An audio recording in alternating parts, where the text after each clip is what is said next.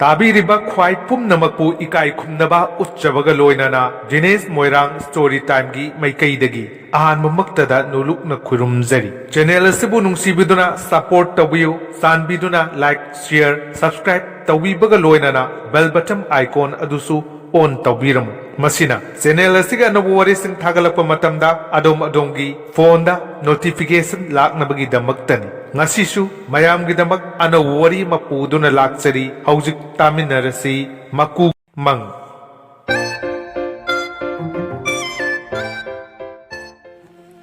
tomba sahi matanga hairobadi angang saba yadre machin manaw khwaigi atomba oibana haujik phawba angang machagum khalli imungna masigi matang sidani aphapata masak khanglaklaba tombana khamba yadana sauribasi atoll तंग ओइरुबी कानब लैत्रे खल्ली तोंबना करीगुंबदा तोंबना मयाम मचे सिंगा थाक अमत्तदा लैनिंगी लांबा पागे हाइबा नत्ते मदुदी यामद्रबसु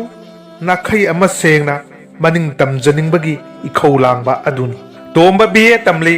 मसीने मागी मरु ओइबा मथौनी पखोल सत्पगी थबक सिमदी करी हंगलुरन अतोंबनीदना इमुंगी लैकाई पुमसु सुई मतई मचे लई हाइदुनसु नुपागी नुपीगी सिनफम लैते मसिसु तोंबा थोइना खल्लुदे मतेंग पांगबनी पुमनमक्सगी मथक्ता समाज के सेबानी खंजबा मरनाई थबक खरसु तौजरी ड्रामा इसई अमदी वरेंग सैरेंग नचिंगबा इबनी ड्रामा दी फना यावरे supporting best actor junior group ता लौखरे इसई सुनिंगथी न सई वरेंग सैरेंग इदी हाइबबु इमुंगदगी मपान थोक्ट्री माने यामना साउनिंगिबा अमदी मरनाई वखल खंजबा अधिकार तालिबा मसिदी ड्रामा की डायलॉग पारिङै इसई ओइराइरिङै अमदी वरेंग सैरेंग इरिङैदा पखोन सिजिलक्पा असिदनी मतंग मतंगी ने हाइरबसु मसिमदी तसेंगना साउनिंगी ऐसु याय कन्न मुत छागलिङैदा हवाई मतोन सन्न चारे तालुसो तोंबा हाइबदा कनाना हराव हराव यागदगी मखोइदी कैदौरी हंग ताबनी तोंबदी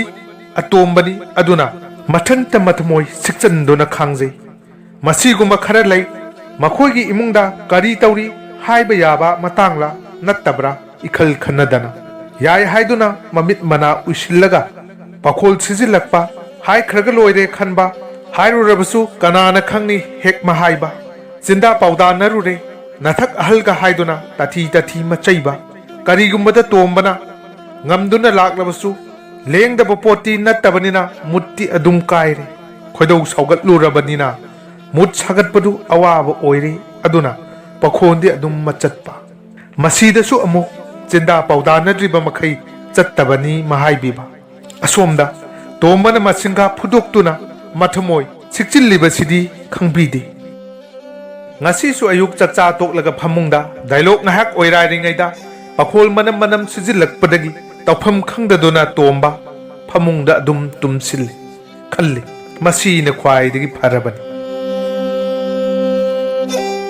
handak marak si tomba tumpham sapham ikhang khangdi amuksu kanna lawi amuksu kanna noi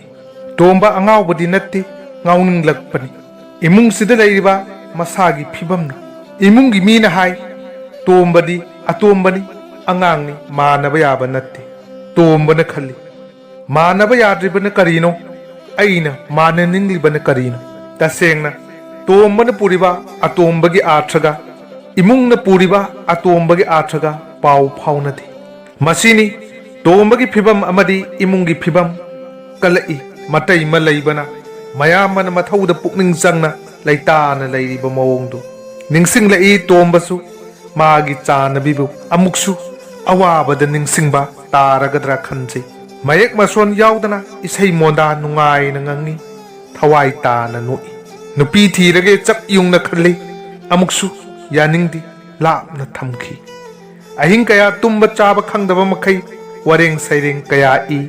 यानिंगबा मचेत अमता यावदबगुम कक्थतली सेगाय खोइरांग खोइसाउनै लैतादि इखंग हेक खंगौदना तोंबा नुपी अमा पुदुना लाक्ले मरुप मपांग सगै नतै कया अमा लाई हंगलै येंगलै फजै फजै हाइनै नुपीदु इफोंग फोंगनै इरांग लांगनै मागी इमुंगी मीनदी तुमिन खाइदोकनखिगे खलंबनी याखिदे लुहोंगबिगदौरिब्रा तोंबगी ममा लैकागी मने मंदोल मनमसिंगना हंगलई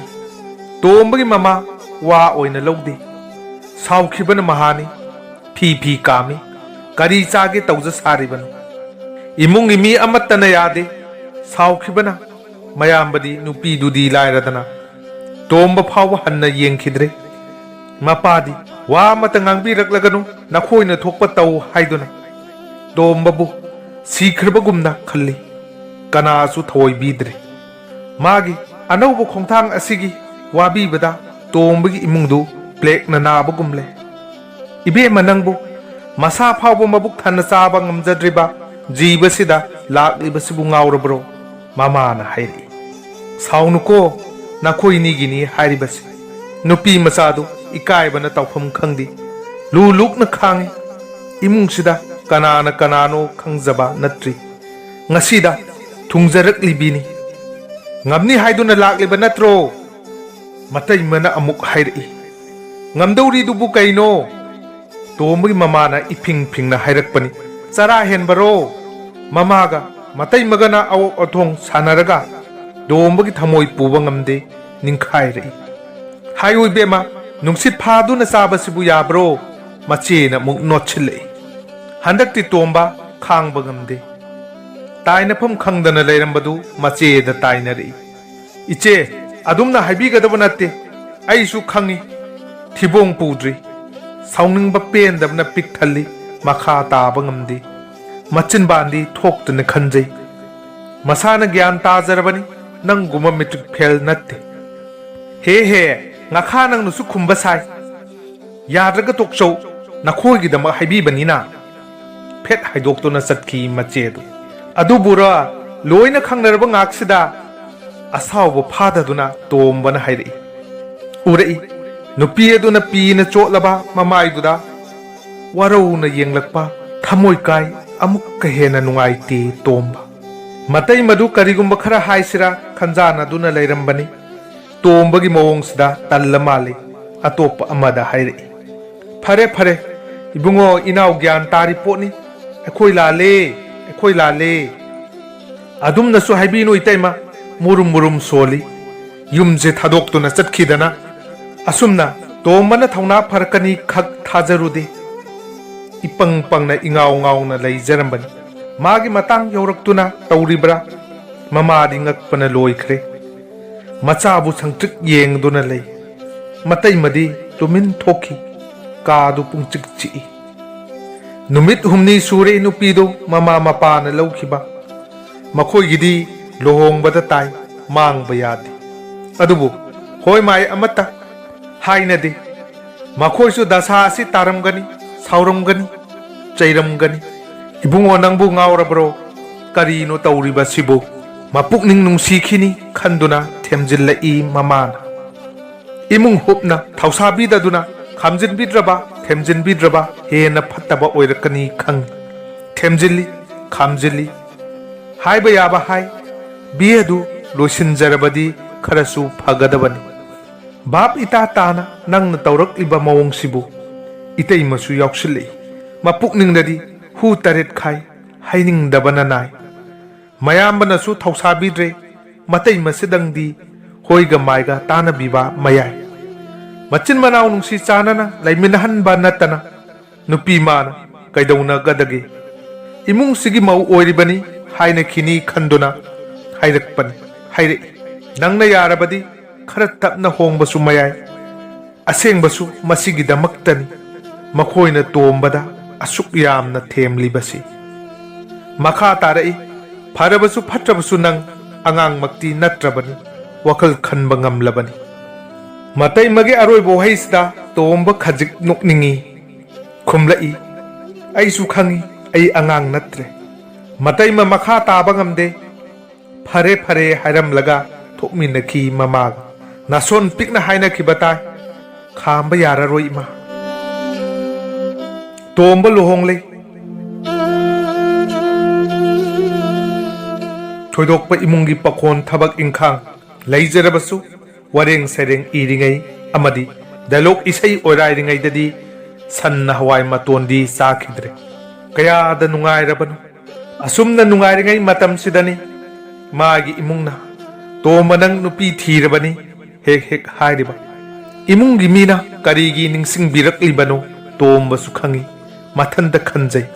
haujikti aibu aton bani khanbi bangam bidrabra ai aton bani atola tang tomba biye loidri handak na aroiba chahini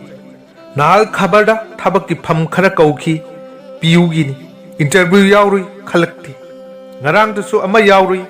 madu su thajade imung daga haidi kaya thausabidi khandabadi nate khalli numit tha huina chaba natri khara khangsunu haidona laithokpara natraga biye loiba ngairi bra khangdi nungsidadi kaino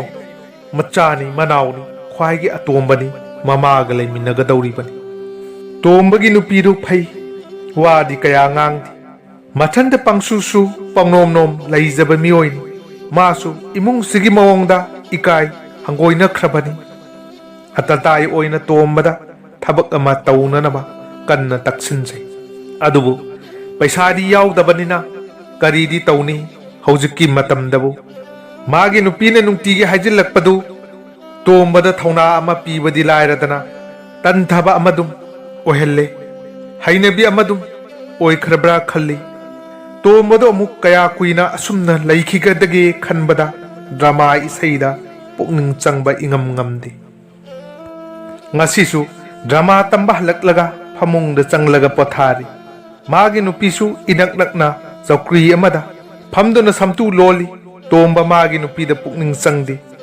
kari tauribage haiba phawba yengludi saksangda mamaga mayambaga wari sanabatai sor ama handoi tomba magi lairik ama phongge khanjariba adugi maramdani lising manga mayamana khampek khangna hairai kadai digi lising manga thabakki sel phawwa laitri mabu thabak tauraroi haibaro mamanaba singdagi ani di laire hai napa bungdagi ama nangondagi anini mana pamlibasi ai taningdre saurangna hairai kari lairik matu thini dang khangba sel di lairadana che manga dauriba adudum pamui kanana no pabiga dauriba masiga angang asina tawthorakpasi aibu sawhanna bangakta adu ada khangdi mana pamlibasidi maduni kari tawsige haibadudi nakoigini aidi kari su khangdi mama adu khajik warawi kana roima biye du loiraga thabak ama tawjanaba aisu kanna hotnaridana masidagi henbadi ai ngamlo macha poklakani ekhoina kaya kuina mateng pangba ngamgadage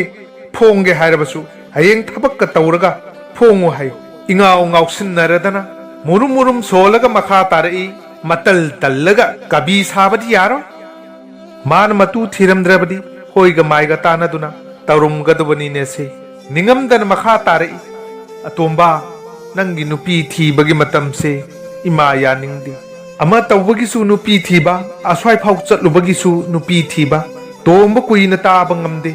kai ki chelaga sawom amuk uknaraba tomba magi nupi de yenglui samtu lolamba makhuttu leptuna leirami amuk ka hena nungaiti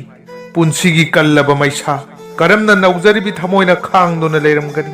pumnamaki pakhum oina noma khumki masu aisu khangi adubu nacha se ngauduna chatlamga daurabani masisu tomba yajai matam khara ingkhalakpagi ingna chikna mapuk ninglak sinba ngamjadaba kangaw na balaiki matam adudani kanada dos tauruni mathakta adum tajabani tomba asangba sorama phuina hondoi gyan tadrabo khalgi ipakta irakne nungsiraba luna tawjariba magi nupi bairibi gi saktam lauri akiba matau oirei tomba gi ngaksamda tanau rabi khusa sing aduna chapsillai marai tamduna hairei nupa nangdi asibani karigino nangna ahing magum lairaga aigi izzat mangalliba aigi mafam piu nangi imungi michai taba ngamdre nangna lepa ngamdaba mafamda karigi aibu suching thari hingna hingbagi izzat mangli nang hatkani nangdi si khiba manare nang hat panamatik chai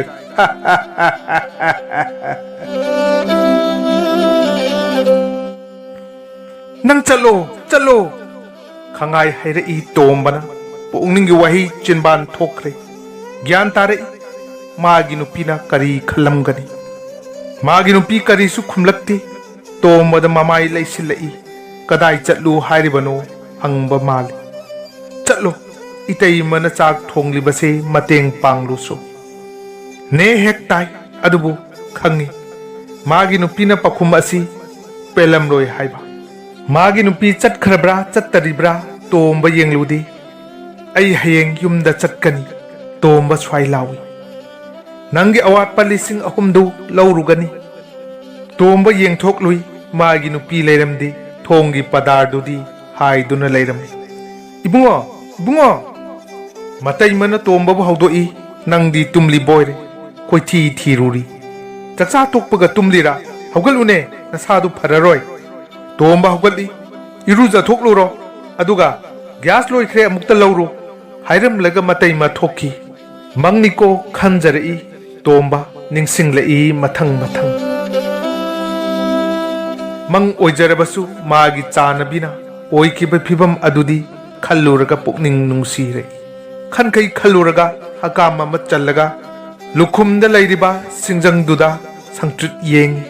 pairaduna leibak yenglurage haiduna thorakle matam kuina leiraba achauba sahidu khaina bahotnei karino singkhaiduna leirabadi ingak na matai mana hairi se paisa se da leire itap tapna to mana hairi gas laktaba hapta ma phare